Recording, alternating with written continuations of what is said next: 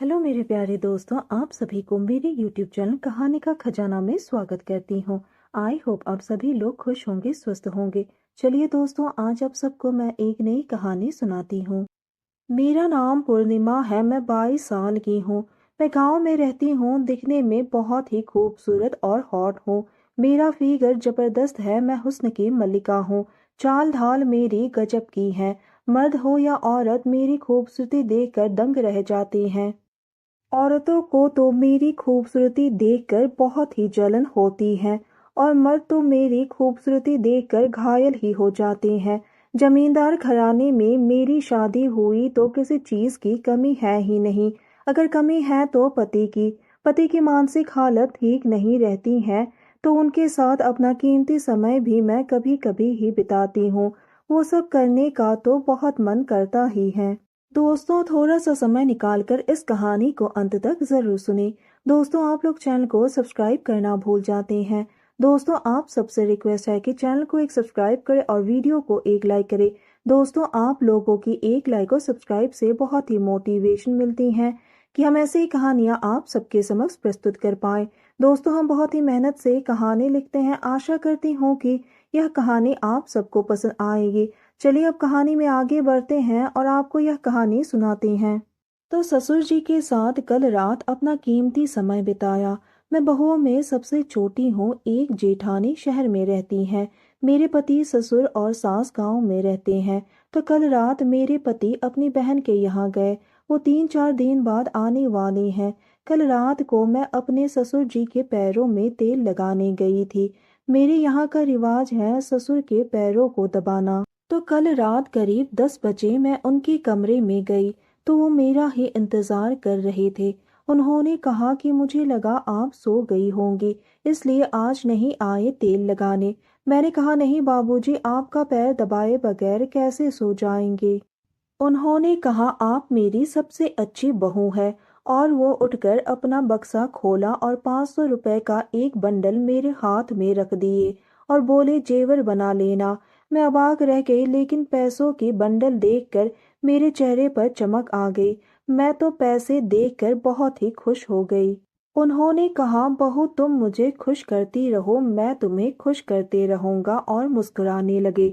मैं भी सर हिलाकर कह दिया, हाँ बाबूजी, जो चीज की जरूरत होगी आपसे मांग लेंगे। उन्होंने कहा, मेरा बेटा तुम्हें प्यार करता है या नहीं। मैंने कहा, क्या प्यार करेगा वो मुझे, उनका दिमाग ही शांत नहीं रहता है। वो तो कई दिनों तक बात ही नहीं करते हैं। तब उन्होंने कहा, समझ सकता हूँ, जब एक पति अपनी पत्नी को खुश नहीं रख पाए और प्यार नहीं करे तो वो महिला के लिए कितना मुश्किल समय होता है। और एक तेरी सास थी, मैं इतना प्यार करता था वो भाग जाती थी। रात में अकेले सोना पसंद करती थी। उन्होंने कहा, तुम समझ रही हो ना। मैं बोली, हाँ बाबूजी। यानी बुढ़े का कहने का मतलब ये था कि मैं तेरी सास, यानी कि वो अपनी पत्नी को वो सब करके बहुत ही तंग किया करते थे, इसलिए वो डरती थी साथ सोने से। मैंने कहा, वो खुश नसीब थी, ऐसा कहाँ मिलता है। यह सब बात करते करते उनके पैरों में तेल लगाकर दबा रही थी। तभी मैंने देखा कि वो अपने धोती को एकदम ऊपर तक खिसका दिया। कल मैंने जो ब्लाउज पहनी थी वो हाफ कट और गला चौड़ा है। उनको भी सब साफ साफ दिखाई दे रहा था, जिससे कि किसी का भी मन खराब हो जाए। शायद यही देखकर मेरे ससुर जी से रहा नहीं गया और वो बेकाबू होने लगा। किसी जवान आदमी का बॉडी भी मेरे ससुर जी के सामने फेल था। वो बहुत ही ताकतवर इंसान थे और ऊपर से उनका बेटा बुझी हुई फुलझड़ी है। उन्होंने कहा, बहू पैसे की कमी होगी तो बता देना।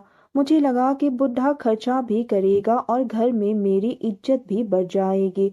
जब मैं बुढ़े की बहू की वजह बीबी बन जाऊं तो फायदा ही फायदा है।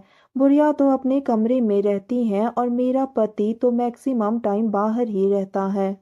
तभी ससुर जी ने मुझसे एक चुम्मा मांगा। मैंने कहा, नहीं नहीं, ये सब ठीक नहीं होगा।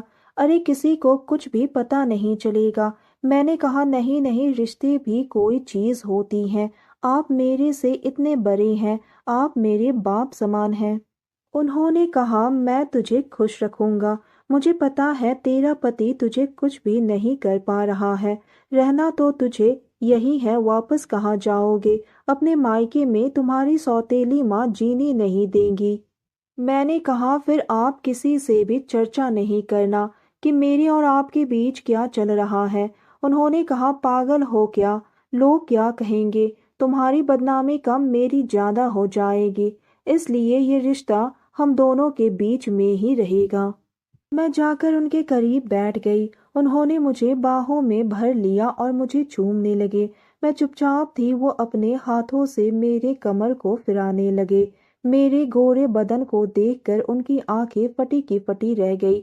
वो मुझे सहला रहे थे और मैं धीरे धीरे मदहोश होने लगी और उनके होठों को चूमते हुए उनकी छाती के बाल को सहलाते हुए हाथ को इधर उधर फेर रही थी।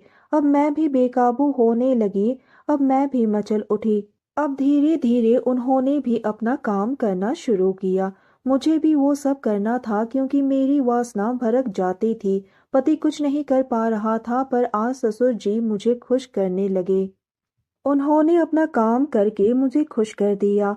मैं भी उनके साथ अपना काम कर रही थी। फिर क्या था, रात के करीब 2 घंटे तक उन्होंने मेरे साथ अपना काम किया। रात को मैं उनके कमरे में ही बिताई और सुबह उठी तो फिर से एक बार उन्होंने अपना काम किया। दिन में तो सास बरामदे पर आ जाती है तो दिन में अपना काम करना संभव नहीं था। दिन भर वो बस मुझे ताड़ते रहते थे। तो दोस्तों, यह कहानी सुनने के बाद आप सबकी क्या राय है, हमें कमेंट करके ज़रूर बताइए और साथ ही इस वीडियो को एक लाइक करें, चैनल को एक सब्सक्राइब करें और नोटिफिकेशन बेल को भी ज़रूर दबाएं ताकि अगली अपडेट सबसे पहले आपको मिले।